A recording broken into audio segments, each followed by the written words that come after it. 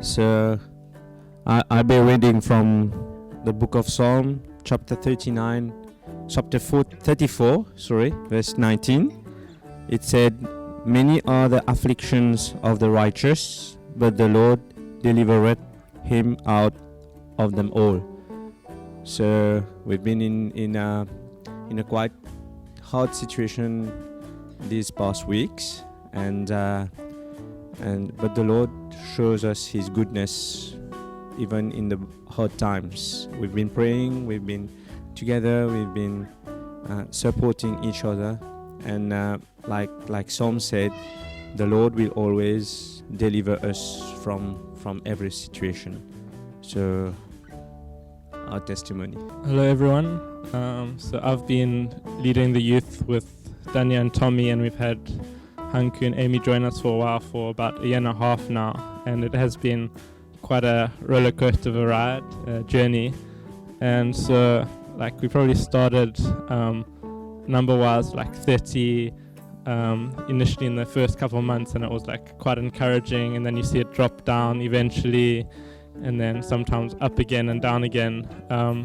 So this year we kind of had only girls at the beginning of the youth, and so I just took some time in prayer to ask for some boys, just to have a bit of diversity and reach a wider number of people. Not necessarily that numbers matter, but just to have a bit of a bigger impact. And so after a while I kind of forgot about it, but these past few weeks we've had 3 boys join in, and so it's just been really encouraging to find that prayer being answered.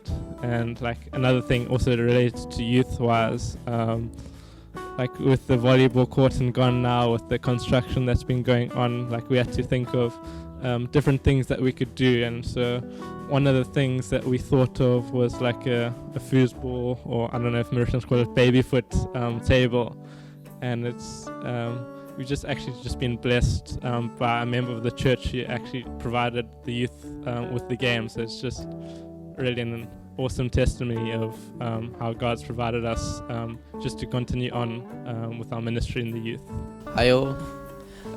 This is a verse that I've used during the months of prayer. It's from Jeremiah, chapter 29, verse 13. "You will seek me and find me when you seek me with all your heart." I just wanted to share a prayer request that I had, and that the Lord has honoured. And it's not a specific time, but it's I don't know, He just seems to always look after my entire life, my whole career. He's always been there for me, and the Lord brought us to Mauritius after lots of prayer and thought, and He brought me to a local bank here in Mauritius. And I did really question sort of why bringing me from a big bank to a small bank, and He really opened the doors. We felt He opened the doors to us as a family and brought us here to a church where we found a family.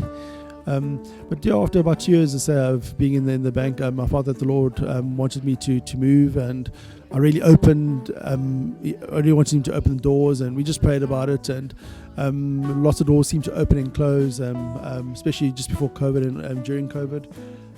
And we just felt Lord, why and where are we meant to be wise? And then just out of the blue, my previous employer opened a door to us again, and it's just the door that the Lord just keeps on opening up. So it's a step of faith going back to a place that we've worked. But we feel it's whatever may come of it, that the Lord has guided, and the Lord wants us here, and the Lord is putting us in a specific place at a specific time for whatever season it is, and we just trust the Lord in it. So a few weeks ago we went for my birthday. I was surprised to go and swim with whales, which was an incredible gift, a big dream of mine. And we went on that Saturday, and we saw whales, but we couldn't swim with them. So if you know our family, seeing is great, but if we could get the adventure in, that would be amazing. So, and we couldn't on that day, but it was amazing because the guys told us it's fine. 2 weeks later, we can go back. 2 weeks later came, and we couldn't go back. The weather was terrible. So then it was 2 weeks later, and now I was praying, Lord, please, doesn't matter the weather, I just want to swim with them. That's all I want. So we go out, and it was my prayer for a few weeks. And we go out and we start seeing them. but there's no ways we can swim with them. So we're on the boat, and I say, well, like only God can do this. And then somebody makes a comment. I can't remember what it was, but I remember my answer. And my answer was, welcome to my life. But in a sense of actually my prayers don't get answered. And as I said that, something in me broke. And I walked to the front of the boat and carried on the trip. And then my spirit actually went, you know what, that's a lie. Because God does answer prayers. And as I sat there, I just said to God, I'm really sorry, because I've been praying for weeks for this, and I know only you can make me swim with whales. No one else can. So I sat there just with a repentant heart and asking for forgiveness and just begging God to please let me swim with whales. I can't tell you how long it was afterwards, but we did it.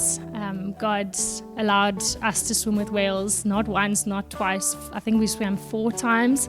So yeah, sometimes we doubt that God answers us, but He does, even in our small dreams.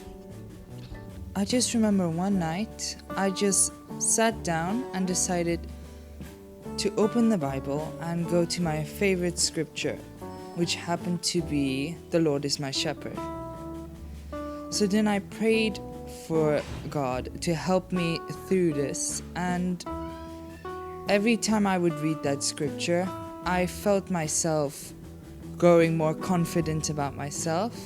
One of the things that I've been praying for is of coronavirus, because when coronavirus hit, the schools went out and all the jobs, and I've been praying for that all the jobs and schools would come back and that we wouldn't have the coronavirus again, because some people their business have run down because of this, and they haven't had enough money to continue their businesses.